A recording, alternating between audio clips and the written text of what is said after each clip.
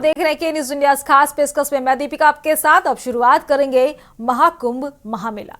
अगर आप प्रयागराज महाकुंभ नगर आ रहे हैं और संगम स्नान करने के बाद महाकुंभ मेले में धक्का मुक्की से बचना चाहते हैं तो आपके लिए यहाँ पर एक अद्भुत व्यवस्था की गई है। प्रयागराज महाकुंभ मेले में श्रद्धालुओं के लिए डिजिटल महाकुंभ अनुभूति केंद्र बनाया गया है, जिसमें फिल्म के माध्यम से महाकुंभ के इतिहास की झलक को दिखाया जा रहा है। बता दें कि इसे मंगलवार से आम आदमी के लिए खोल दिया गया है। महाकुंभ के ऐतिहासिक महत्व को डिजिटल रूप में समझाने के लिए इस केंद्र में प्रवेश करने के लिए 50 रुपए का टिकट लिया जा सकता है।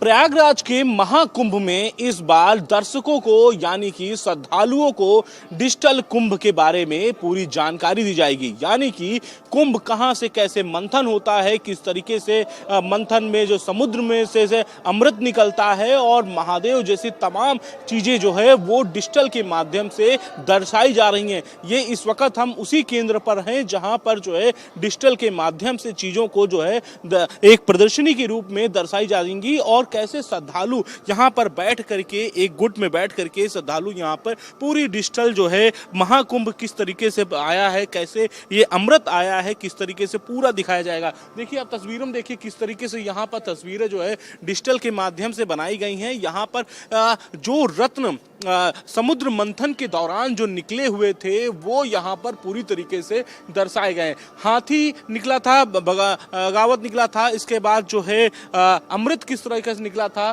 कैसे अमृत आया था, कैसे अश्व आया था और ये तमाम चीजें जो किस तरीके से आई थी वो सब कुछ दर्शाया गया है। और साफ तौर पे कामधेनु जो गाय हैं वो वहाँ पे भी पूरी तरीके दर्शाया गया है और जो सिखावत है वो भी दिखाया गया है। तो तमाम चीजें जो है डिजिटल के माध्यम से जो है वो दिखाई गई हैं। अब आपको आगे ले चलते हैं किस तरीके से यहाँ पर जो है डिजिटल की रूप में किस तरीके से यहाँ पर चीज़ें जो हैं वो दर्शाई जा रही हैं वो हम आपको दिखाने का प्रयास करते हैं। क्योंकि कैसे आप देखिए यहाँ से शुरुआत होती है और यहाँ से डिजिटल के माध्यम से यहाँ पर जो है इसी स्क्रीन पे जो है चीज़ों को दिखाया जाता है कि महादेव के कैसे दर्शन होते हैं और किस तरीके से आप देखिए ये स्क्रीन जो है ये नीलकंठ ब्राह्मण के रक्षक हैं और ये पूरा दिखाया गया है यहाँ पर और इसके माध्यम से फिर जो है आगे की चीज़ें जो हैं वो यहाँ पर दिखाई जाएंगी। आप समझिए कि इसका पूरा विष्णु पुराण हो, भगवत महापुराण हो और स्कंद महापुराण हो, ये देखिए कि ये किताबों के माध्यम से लोगों तक पहुँचाने का काम जो है वो किया गया है। यानी कि कहीं ना कहीं स्कंद पुराण से लेकर के विष्णु पुराण तक सारी चीज़ें जो है दर्शाई गई हैं। और सबसे महत्वपूर्ण चीजें ये हैं कुंभ और पुराणों का महत्व जो है वो ग्रंथों में किस तरीके से सम्मिलित है वो यहाँ पर एक लिखा हुआ है कि ये ग्रंथ कुंभ मेले के सांस्कृतिक महत्व को उजागर करते हुए जिसमें स्कंद पुराण, विष्णु पुराण और भागवत पुराण आदि प्रमुख हैं। इनमें से प्रत्येक में कुंभ की उत्पत्ति का वर्णन है, जो समुद्र मंथन से जुड़ी घटना है। इन पौराणिक कथाओं के अनुसार देवताओं और दानवों में अमृत प्राप्त करने के लिए समुद्र का मंथन किया था। अमृत की कुछ बूंदें 4 पवित्र स्थलों पर प्रयागराज, हरिद्वार, उज्जैन और नासिक में गिरी, जिससे ये स्थान कुंभ क्षेत्र के रूप में प्रतिष्ठित है। ये पूरा व्याख्यान जो है वो यहाँ पर किया गया है। बता दें कि डिजिटल महाकुंभ अनुभव केंद्र में प्रवेश करते ही सबसे पहले आपको एक प्रोजेक्शन थ्रेड पर महाकुंभ मेले का ट्रेलर दिखाई देता है। इसके बाद आपको एक लकड़ी की दीवार पर स्क्रॉल के रूप में प्रोजेक्शन के माध्यम से समुद्र मंथन की कहानी सुनाई जाती है, जो खंड 3 महाकुंभ गाथा पे दर्शाती है। आप देखिए कैसे ये जो है कुंड महाकुंभ जो है काव्यों में वर्णित है, किस तरीके से यहाँ पर वर्णित गया है वो यहाँ पर दर्शाया गया है। हम कैमरा पर्सन से कहेंगे थोड़ा जल्दी आए और इस तस्वीरों को दिखाएं कि कैसे देखिए आप किस तरीके से ये समुद्र मंथन के दौरान जो चीज़ें जो निकली थी वो पूरा यहाँ पर दर्शाया जा रहा है। आप समझिए कि किस तरीके से यहाँ पर डिजिटल के माध्यम से जो है पूरी तरीके से यहाँ पर दर्शाया गया है। हम इसकी बात करें तो जिस तरीके से यहाँ पर समुद्र जब मंथन हुआ था और उस मंथन के दौरान जो है चीज़ें निकल के आई थी उन बातों को यहाँ पर जो है दिया गया है। ये भगवान विष्णु जी हैं, इसकी कथा में इसको वर्णित करते हुए नजर आ रहे हैं। यानी कि कहीं ना कहीं जो विष्णु पुराण है, हम कहते हैं ग्रंथ पुराण है, उन पुराणों में हम अगर चर्चा करते हैं तो ये तीनों एक कथाओं डिजिटल के माध्यम से जो है वो दिखाया गया है। आप समझिए कि कैसे कि सागर मंथन से जब सागर मंथन हुआ था, फिर उसके बाद विष्णु पुराण देव दोनों ने मिल करके एक महाकुंभ जो है जब के आप समझिए कि जब सृष्टि के कल्याण के लिए कैसे किस तरीके से यहाँ पर समुद्र मंथन जब हुआ था, अब वो फिर समुद्र मंथन, अब देखिए ये मंथनाचल पथ और जो भगवान भोलेनाथ के जो गर्दन शरीर में थे वासुकी, उनके साथ मिल करके ये मंथन, ये तस्वीर देखिए कि मंथन बिल्कुल शुरू हो चुका है और मंथन धीरे धीरे जो है स्टार्ट किया जा रहा है। देखिए अब जो विष जो है वो निकल रहा है। अब ये विष जो है जब ये विष निकला है और विष पूरा जो है पूरा देव चाहे दैत्य हो चाहे दानव हो या फिर कह सकते हैं जो पशु पक्षी थे, उस विष से जो है सभी मरने लगे थे, यानी कि कहीं ना कहीं जो है उनका अंत होने लगा था। उसके बाद भगवान विष्णु जो हैं वो अवतरित होते हैं और पूरा विष जो है वो पी जाते हैं, यानी कि पूरा विष पी करके एक नया नाम उनको मिलता है जिसका नाम होता है नीलकंठ। वो पूरा यहाँ पे देखो दर्शाया गया है। अब इसके बाद से मंथन जो है पुनः जो है संचालित किया होने लगा। अब जब ये हुआ तो इसमें कई महत्वपूर्ण चीज़ें जो हैं, जो 12 रत्न थे वो निकल करके आए हैं। अब इसके बाद जब मंथन शुरू होता है, मंथन के बाद जब अमृत निकलता है और अमृत के बाद में जो एक राक्षस होता है वो इसको छीन करके ले करके इसको वहाँ से निकल जाता है। फिर उसके बाद जो है ये जो अमृत जो है जगह जगह गिरता है, 4 जगह गिरता है। वो एक प्रयागराज होता है, हरिद्वार होता है, नासिक होता है और उज्जैन होता है। ये 4 जगह पे ये जो है अमृत जो है इसका गिरता है। उसके बाद से ही ये अब इस जो प्रयागराज में जहाँ जहाँ गिरती हैं, जहाँ पर और हरिद्वार, उज्जैन और नासिक में ये बूंदें गिरती हैं, इसके बाद से जो है ये एक नए तीर्थ के रूप में विकसित किया गया। यानी कि कहीं ना कहीं जो कुंभ मेला हुआ वो पूरा दर्शाते हुए नजर आ रहे हैं। यानी कि समुद्र मंथन में जिस तरीके से मंथन होता है, महाकुंभ में देखिए किस तरीके से डिजिटल के माध्यम से इन तमाम लोगों को जो है ये सिखाने का प्रयास किया जा रहा है। ये जितने भी लोग यहाँ पर बैठे हैं वो सब ये जानने का प्रयास कर रहे हैं, वो सब ये लोग जो है देखने का प्रयास कर रहे हैं कि किस तरीके से समुद्र मंथन हुआ है। वहीं आगे बढ़ने पर यमुनोत्री ग्लेशियर्स के पास होने का अनुभव होता है। फिर आप बहते हुए यमुना नदी पर हाथ फेर सकते हैं, जिससे पानी में लहरें उठती हैं।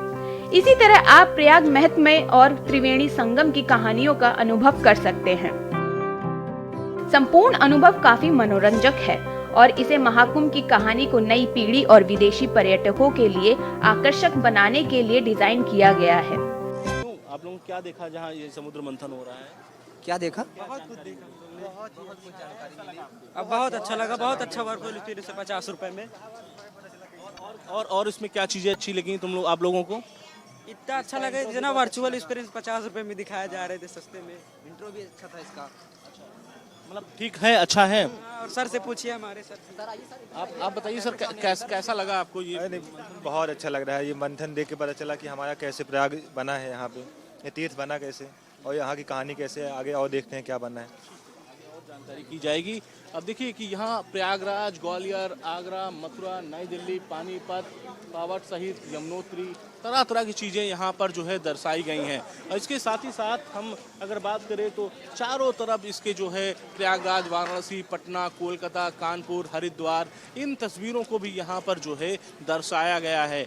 समुद्र मंथन कैसे कहाँ पे होता है उसको दर्शाया गया। अब देखिए कि ये डिजिटल माध्यम है, सब कुछ डिजिटल है। अब देखिए ये झरने का जो बनावट है, वो झरना जो है यहाँ पर दिखाया जा रहा है कि कैसे जो है वो पानी से झरना गिरता है, किस तरीके से अब वो यहाँ पर दिखाया जा रहा है साफ तौर पे। और इसके साथ हम अंदर और बढ़ेंगे तो और कुछ चीज़ें हम जानने का प्रयास करेंगे कि आखिर इस बार कुंभ मेले का अनुष्ठान जो है वो किस तरीके से। देखिए ये झरना है और झरने में कलकलाहट सी आवाज़ भी आ रही है। आप समझिए, सुनिए इस आवाज़ को, सुनिए कि कैसे इसकी आवाज़ें आ रही हैं। अब देखिए पूरे कमरे में यहाँ पर जो है आवाज़ें जो हैं, इसी जो झरने की आवाज़ होती है वो दिखाई दे रही है। और इसी प्रकार हम जब आगे बढ़ते हैं तो आगे हम कुंभ के बारे में, प्रयागराज के बारे में हम बहुत कुछ जानने का प्रयास करते हैं। देखो, सबसे महत्वपूर्ण बात यह है कि कल्पवास जो 43, 45, 48 दिनों का जो होता है कल्पवास, उसके बारे में हम यहाँ पे सबसे पहले पढ़ेंगे कि प्रारंभिक मान्यताओं के अनुसार कल्पवास प्राचीन प्रथा है जिसे हर्ष भारद्वाज ने प्रारंभ किया था और यह प्रथा व्यक्ति को सांसारिक जीवन में रहते हुए अपने पापों को प्रायश्चित करने और पुण्य जनों और आत्मशुद्धि का अवसर प्रदान करती है। हालांकि विभिन्न पुराणों में इसे आरंभ करने के लिए अलग अलग समय बताए गए हैं, लेकिन पद्म पुराण और ब्रह्म पुराण के आधार पर प्रचलित परंपरा के अनुसार कल्पवास पौष माह के शुक्ल पक्ष की एकादशी से प्रारंभ होकर माघ के शुक्ल पक्ष की एकादशी को समाप्त होता है। यहाँ रुकते एक छोटे से ब्रेक के लिए, जल्द हाजिर होंगे। दरअसल महाकुंभ मेले में इस बार एक अनूठा केंद्र बनाया गया है जो कि पौराणिक कहानियों को डिजिटल रूप से चित्रित कर रहा है। महाकुंभ मेले में आने वाले श्रद्धालु डिजिटल रूप से महाकुंभ की पूरी कहानी देख और सुन सकते हैं। देखिए हमारी एक खास रिपोर्ट। आपको बता दें कि म्यूजियम में स्थित विभिन्न आकर्षक चित्रों और प्रदर्शनों के जरिए महाकुंभ के प्राचीन काल से लेकर आजादी के बाद तक के सफर की जानकारी मिलती है। यहाँ पर दर्शकों को महाकुंभ के आयोजन की शुरुआत, समय के साथ हुए बदलाव और इसके महत्व के बारे में एक नई डिजिटल दृष्टि मिलती है। आप देखिए, ये तस्वीरें देखिए किस तरीके से अलौकिक हैं और पूरा डिजिटल शो पूरी तरीके से यहाँ पर आने वाले जो श्रद्धालु हैं उनके लिए बनाया गया है। आप समझिए कि किस तरीके से यहाँ पर डिजिटल जो है श्रद्धालुओं के लिए बनाया गया है और कैसे यहाँ पर जो है किस तरीके से यहाँ विशेषता के बारे में जानकारी जो है वो दी गई है।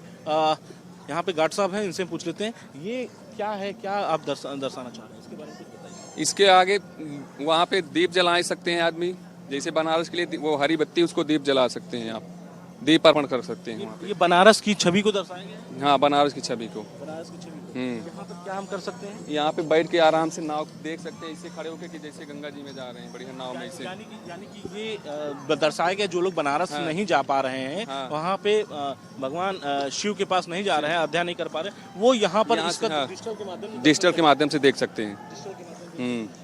बैठ करके लोग नहीं बैठ के नहीं, पलट वो कर देते हैं, पलट देते हैं ना। इसको एक बार पलट गई थी अभी, थोड़ा ज्यादा आदमी, एक आदमी को वो था तो बहुत आदमी चढ़ जाते, मानते नहीं कोई, तो इसलिए बंद कर दिया गया ये सिस्टम बंद कर दिया गया वहाँ पे। हाँ, वही चीज़ है, दबी है नहीं तो लोड कम है, इसलिए पलट जा रही हैं लोग। हम देखिए किस तरीके से यहाँ पर पूरी बनारस को दर्शाया गया है और किस तरीके से बनारस में जो भव्य आरती होती है वो होता है। ये नाव है और इस नाव में जो है लोग सवार होकर के कैसे यहाँ पर बैठ सकते हैं, किस हिसाब से बैठ सकते हैं, हम एक बार जानने का प्रयास करते हैं। गार्ड साहब एक सेकंड, तो किस तरीके से यहाँ पर जो है देख सकते हैं, ये बताइए कि ये पूरी आप बनारस को इसमें दर्शाए हैं, है ना, बनारस के कुंभ को दर्शाए हैं आप, तो इसमें क्या विशेषता है जो अब आम जनता जो है आए यहाँ देखिए? हम मालूम नहीं, आप उनसे पूछिए, हम तो आज ही आए हैं। चलिए कोई बात नहीं। तो ये जो बनारस है वो पूरा दर्शाया गया है कि यहाँ पर आप बैठ करके आप जो है और इसको बनारस के बारे में चीज़ों को जो है वो दिखाते हुए नजर आए आप इसमें इसके आगे हम और आगे चलते हैं तो और बहुत सी चीज़ें जो है वो यहाँ पर दिखाई देंगी। यानी कि कहीं ना कहीं जो डिजिटल के माध्यम से जो बनारस घाट पे बैठ करके आप करते हैं। और ये देखिए इन तस्वीरों में ये आरती है बनारस की, वो दर्शाया गया है कैसे आरती है। ये साधु नागा बाबाओं का जो है वो स्नान है जी। ये पुराना फोटो है, ये पुरानी छवि को दर्शाई गई है। और इसके साथ ही साथ में यहाँ पर जो डिजिटल के माध्यम से चीज़ों को दर्शाया गया है कि कैसे एक समय आधुनिक लोग पे जो है नागा बाबाओं की तस्वीर जो है वो यहाँ पे दिखाई गई। नागा बाबा लोग कैसे जो है स्नान करते थे, क्या करते थे, और इसके साथ साथ आरती, भस्म आरती। फिर उसके बाद अब यहाँ पर अगर हम आते हैं तो यहाँ पर हम नासिक कुंभ गोदावरी का ये पूरा जो है चक्रव्यूह जो है नासिक मेले का कुंभ आयोजित होता है। और जब बृहस्पति और सूर्य दोनों की राशि होती है तो राशि के बारे में इसका विवरण जो है वो किया गया है। आपको बता दें कि केंद्र में आए लोगों का कहना है कि उन्हें यहाँ एक नया अनुभव मिला है जिसे उन्होंने पहले कभी नहीं देखा।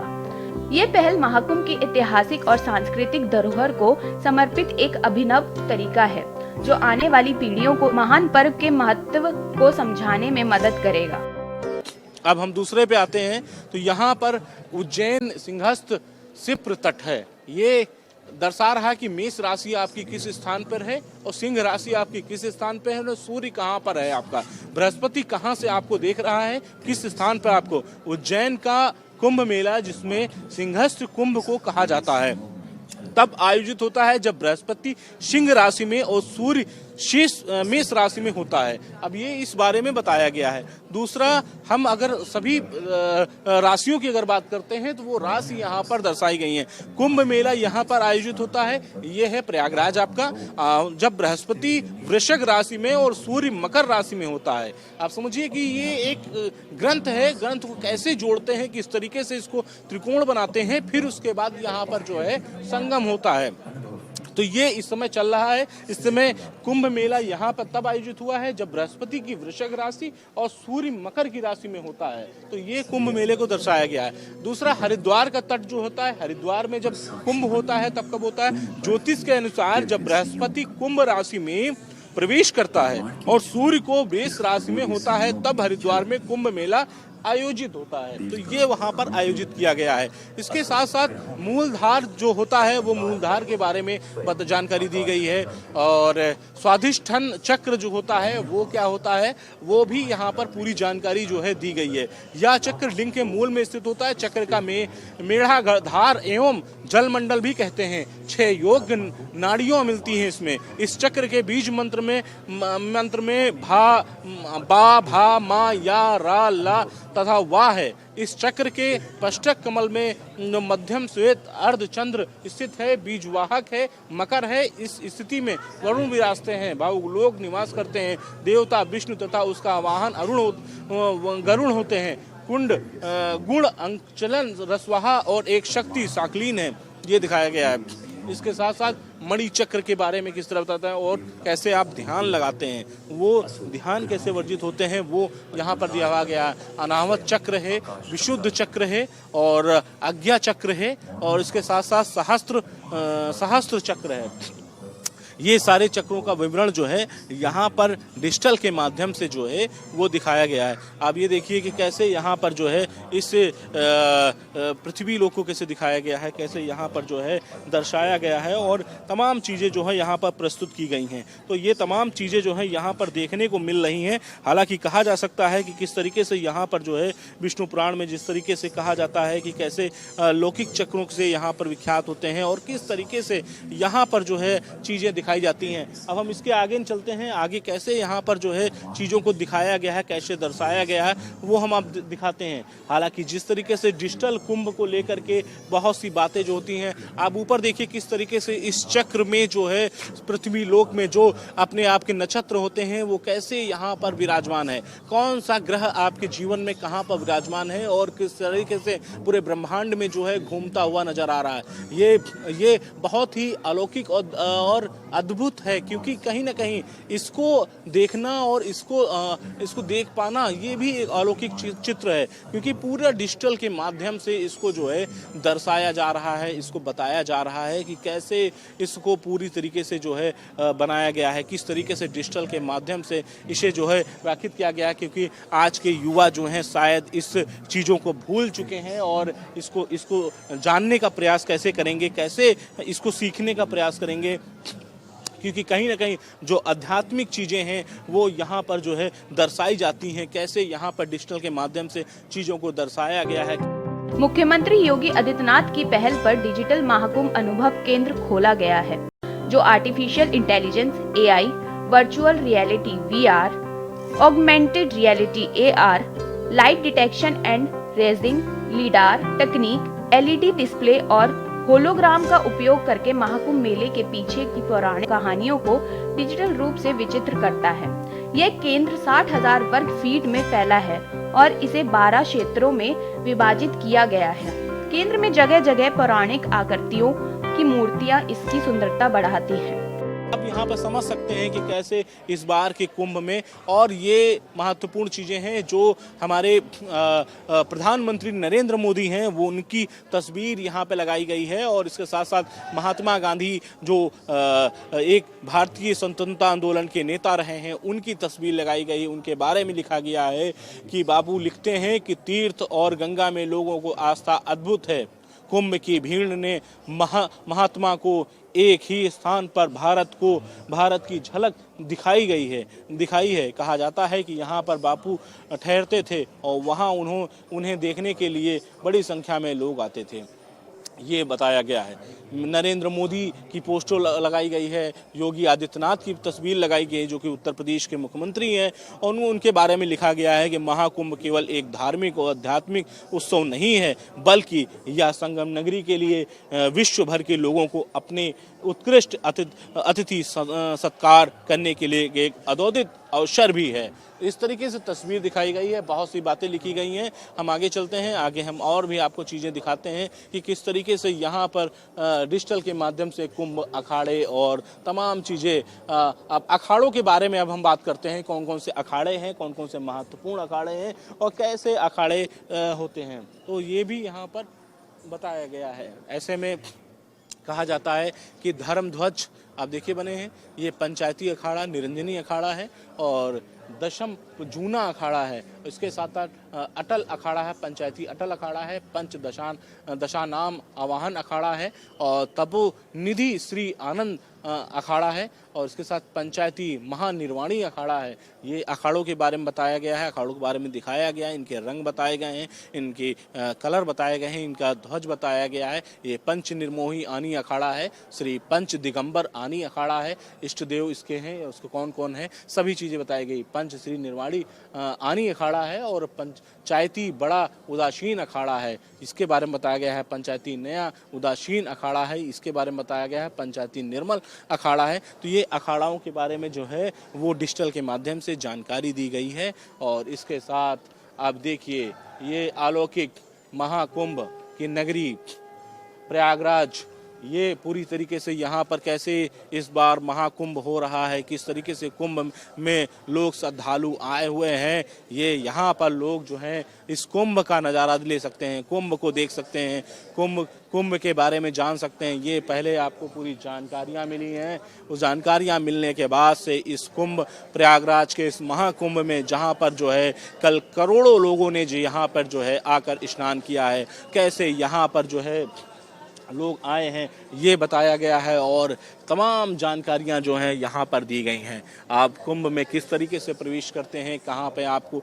स्नान करना है और कहाँ पर इसकी जो है आपको जानकारी एकत्र करनी है, ये तमाम चीज़ें जो है यहाँ पर दर्शाती हुई नज़र आ रही हैं। इसके साथ ही साथ में ये जो तस्वीर है ये भी बहुत कुछ कहती हुई नज़र आ रही है और इस तस्वीर में भी जो है भगवान भोलेनाथ नज़र आ रहे हैं और यहाँ पर कैसे आरती होती है, कैसे यहाँ पर जो है आरती की जाती है, कैसे यहाँ पर जो है तपस्या की जाती है, वो यहाँ पर दिखाती हुई नज़र आ रही हैं। और जो यहाँ पर इस तस्वीर के माध्यम से जो बहुत कुछ चीज़ें जो है दर्शाती हुई नज़र आ रही हैं। आगे हम और आपको ले चलते हैं और जहाँ पर कुंभ के बारे में जो चीज़ें पुस्तकें लिखी गई हैं वो हैं कुंभ भारत में कुंभ का, धनंजय चोपड़ा ने लिखी है इस पुस्तक को।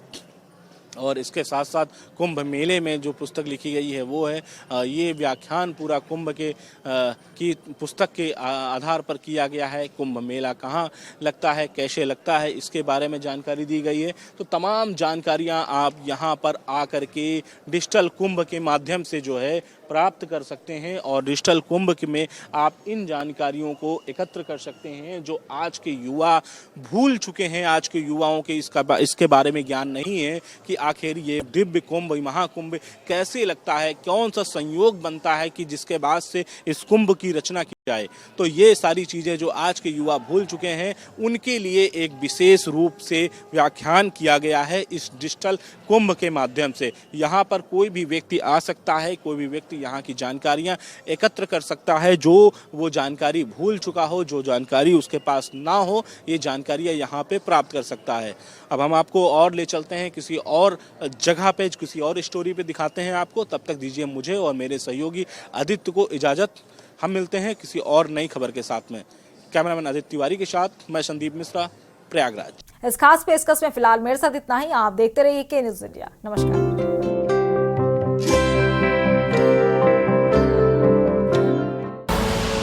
आप देख रहे हैं के न्यूज़, खबरों का सारथी।